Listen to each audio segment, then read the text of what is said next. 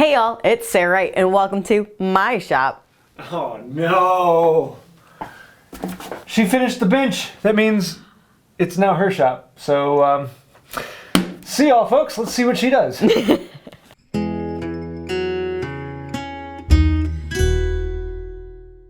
Yes, folks, the final episode of Sarah's bench. This is going to be a lot of fun. We need to actually connect the top down to the legs. We're going to do that with a series of dowels. So first thing we have to do is cut all the dowels to length. Something around 2.5 inches, nothing specific. And then we're going to chamfer one end because we want the pointy end going up into the bench to be pointy so it can actually slide in a little bit easier than making it straight. Speaking of holes, we need to then drill holes into the legs to put those pegs in. We're going to put one peg in the top of each leg. And we're going to drill those down around an inch or so. So there'll be about an inch of peg sticking up, maybe a little more, maybe a little less. It really doesn't matter how much, as long as there is some. Using these depth stops makes it pretty easy just to know that you're going to go down that far and not go down too far. I have a whole video on those if you want to see the depth stops as well. But again, we're going to bore a hole into all four legs. Amount of glue. Then apply some glue and pound them in. We want them to be the straight edge in so that the rounded edge is up. That way it rounds into the top of the bench. Makes it a little easier to set. A little bit of glue in this. We really don't need a whole lot because gravity is really going to hold these in place. But in the case, the more the merrier. And one of the fun things with the oak is you can actually see when you pound it down in there hard enough, the glue bubbles out through the pores and actually comes up through the top of the peg. Lets you know you've got a good seal down on the bottom. Again, not really necessary, just a lot of fun. So take your aggression out and hit those pegs. Now we're going to put the top exactly where we want it and mark where those pegs intersect. So make sure there's enough mark on there. Bring a pin in and mark all the way around the dowel so that you can see that circle on it. The more accurate you make this, the better it's going to fit. But they don't have to be exactly accurate because the legs have a little bit of flexibility in them. Then we're going to flip it over, put the depth stop on there, and drill another hole. Again, we don't want to bore all the way through the top. We just want to go in as far as the tallest peg is sitting up. So, yeah, if you want to hear some of the jokes, I'm putting a lot of those on their channel. But, yeah, the two of us have fun going back and forth. This is boring. So let's skip the boring part and start putting in place. And so with all those holes in there, set on top, it's all one the piece bench now. is basically done. It's a functional bench. But we need to do a lot more of little details and things to actually make it finished. So we're going to break it all apart and then address all of these. All of the through tenons, you can either cut them flush or you can chamfer the edges. I like the look of the chamfered edge, and we were going back and forth. Originally, Sarah wanted to cut them flushed, and I decided I wanted them chamfered, and so I showed her chamfered, and she said, yeah, chamfered looks better, because we all know that I win all of the arguments in this family. Yeah, here's another argument. Should we use block plane or should we use chisel? Learning to use the chisel bevel down is a lot of fun if you like my type of fun, but it is a very quick and easy method of chamfering the corners on anything that sticks up. Is a bevel down cut on there, and you can run all the way around it and chamfer the edges, and it goes pretty quickly. That's the fun, is figuring it out. Once all of the through tenons have been chamfered, we have a bunch of the draw bore pegs sticking out, and so we decided to actually cut those flush rather than chamfering them. I do have other videos showing chamfering them as well, but cutting them flush is pretty quick and easy. And so we use the flush cut saw to clean them up. The ends of the tenons still had some of the saw marks, so we cleaned those up as well. And whoa, my! Don't sit on the bench when you're chiseling. You never know what you're going to run into. See, it wasn't him. I didn't trust. Yeah. So here I was showing Sarah the difference between bevel up and bevel down. You can use bevel up for some things, but a lot of it you're reaching in too far, and the bevel up just doesn't work. So it's good to learn to be able to do it bevel down. It gives you far more flexibility. If you can do it bevel down, you can do it anywhere.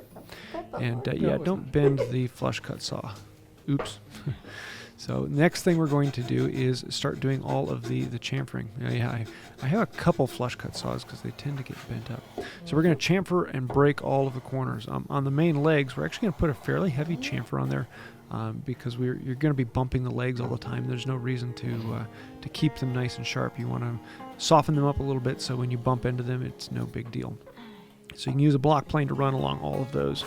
And then for the main faces, any of those dowels we cut off flush cut, we're So what you're going to going to do plane is and focus smooth on the off dowels, the the faces. dowels higher. You want to start with the plane that and gets just down focus flush, on the and then spots do where the everything dowels else. are at. Get the dowels down to just about flush, because the flush cut saw does almost all the work. You should be able to do Yeah, one or now two you're down passes. flush. And then we're going to do a couple long passes all the way down the leg to clean them up and get a nice smooth surface all the way around. Is it necessary? No. But hey, have a little bit of fun and experiment. And it is always fun to plane a ingrained dowel flush with this face.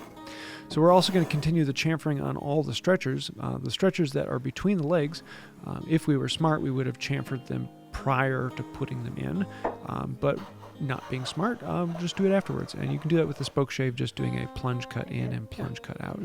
The main long stretchers, those are easy because those always, they don't actually glue in anyway. They just have the tusked tendons on them. So pretty simple. On the end of the long stretchers, we're going to chamfer the ends and actually do a large lop-off chamfer on it, and then chamfer the chamfers. Just gives it a nice rounded edge, because you're probably going to be bumping into these with your shin and your legs and whatever's down there, because they do stick out a bit farther than the leg. And so because of that, soften them up a little bit, and you'll find that you are far more happy with them in the future. So once they have been cut, we can come in with the plane, chamfer the corners down, clean up, and get rid of the saw marks, and those are happy. So now we're going to put the whole bench back together, and the last thing we have to do is address the top. We flattened it pretty close, but we left it fairly rough, and so we want to come in and do the final flattening on it. We're holding this off until the legs are all together, because you want to know if there's any twist in it. So we're going to bring out the winding sticks and the straight edge, and we're going to learn about the top. So just like we did before, except for this time, we're not going to be using a scrub plane. We're just going to be using a heavy set plane and then into the smoothing plane. Pencil marks up the whole. It's been a while since I've done planes. Notice with the small plane, you'll be able to take a pass all the way across, but if you use a longer plane, then it will hit the same places and just and so for some of them, we're going to be going 45 degrees one way, and some of them are going 45 degrees the other way, until we're down to where we want, and then we'll do a couple of smoothing passes end to end with the beginning. That will root down nice and smooth and flat, and basically that's the top you need for the rest of the flight. I know that eventually if you bring it back up, Final smoothing. Doesn't that feel so much better? we do one big dip in this thing. Going until the pencil marks disappear. We decided not to take out with this, just knowing that when you use it, there's a bit of a dip in that one area, and just don't trust that to be flat, and you're perfectly fine. Next thing we want to do is drill some dog holes. Now we're just going to do one set of dog holes along the front, and in the future we'll put in others as we need them, because with the poplar they're relatively easy to drill in. Yeah, 3 inches. put your head on top of the handle. It helps stabilize it. 2 inches in from the edge. And then once they Am I go still a straight? little ways Good into enough. it, I think we went Dog holes don't need to be 2.5 perfect. feet in at 3 inches apiece. Then we separate them out to 6 inches apiece, because you don't need them quite as close along the rack. The closer they are, it just means the less that the vise can go back and forth, and you don't have to worry about running it in and out. It's a bit of a time saver. So yes, we're actually Then getting to all of a the sudden I chairs realized- here. And this is gonna be, what? Hey, What's that mean? what kind of Oh yeah, that's what kind of have a demon little bit of fun with the boring witchcraft? project. You don't need to drill in. And worrying about dog holes, a lot of people really get bent out of shape. How do you drill a perfectly straight and balanced dog hole? Feel the These holes power. do not need to be perfectly straight. feel it. If they are out of whack of 7 degrees one way or the other, it's not going to make the slightest bit of difference to their function, whether it's a hold fast or a dog. They work just as fine one way or the other. So don't worry about balancing it. Just eyeball it, drill the hole, and have fun with it. We are coating this whole thing with 2 coats of boiled linseed oil. Let it soak in, dry it up, and then let another coat soak in. We're going to be putting 1 coat with it all together. We're going to take it apart and put another coat on it. This is the store-bought boiled linseed oil, because I didn't have enough of it to do with the other one, so we just bought a gallon. That really pop So out that's the why end we're, grain. applying it with gloves and a rag. It's all Be oiled. careful of the rags, lay them out flat. Now we just so gotta put it they, together they for the can last dry time. That way, and they'll be perfectly safe. So then we're going to put it all back together, Sarah's and not then gonna we have put that on the video second where coat, you can knock it down and or put it back take a look at together. this thing, because it is almost done. Or whatever. This is where all of the dreams start to come true, and you start Hey, thinking now about you the can get projects wedgie you with can it. build on it. And this should be very interesting to watch. Let's pull out the popcorn and Now, have a one little of bit the of fun here, downsides folks. to not making That it bench split top weighs is more you than do have she one does. Big heavy top. So if you do make it with 2 She got it pieces, this far, split folks. Let's see how far she can It's get a it little more now. of a modern style. then it goes on a little bit easier. Whereas often it would have been made of one big slab. We're making it out of laminated, so we can make it a little bit larger, which means it's a little heavier. And in this case, it actually weighs almost as much as my wife does. wet still. But that means it's going to be a good bench, good balanced, and Let's see. for when we need to move it, I'll be the This one will moving it, play so out. I'll be the one messing with it. So you can get this on there. Lock Well, it she in got those it up, holes, folks. And just like that, you've got a bench that you can now travel with and take it out. Just make sure you don't drop it on your finger. Ouch, that's gonna hurt. Look at We that. are really, It bites. really or at least There. I thought we were. Glasses are- Until And what was your time? this happened. I don't know.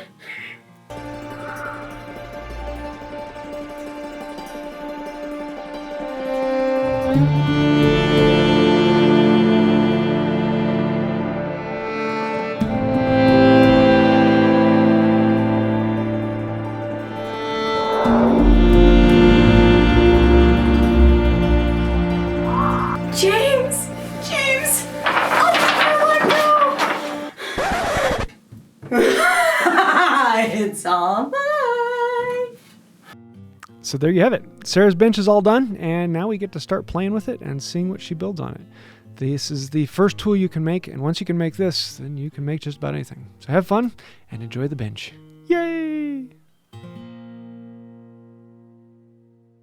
So there you have it. The bench is all done, and we're going to see what she's going to build next. So what are you going to build first? Spoilers. We're going to have some fun with this coming up in the future, and see a video from Sarah every now and then. This will be a lot of fun. So if you do want to see details on this, I will have plans available. If they're not right now, they will be very soon. So you can see a link to that down below.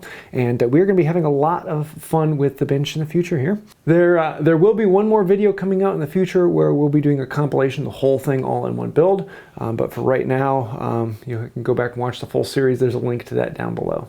So this was a lot of fun. Did you have fun with it? Yeah. Eventually, it was only like a year in the work. Hey, I think the biggest thing is that we stay married Yes. and we still like each other. So I hope you like this. If you do, let me know in the comments down below. If you have any thoughts, comments, snide remarks, keep those to yourself. So I do want to say a huge thank you to all of the patrons on Patreon, members here on the channel. Everyone scrolling over to the side are the ones who are really keeping this channel going. So thank you for that. If you'd like to find out more about that and sponsor the channel, you can find links to Patreon down below, or you can click that little join button and become a member. So I think that'll do it for now. And until next time, Have a wonderful day. Now that the bench is finished, you're benched. And now I finish him!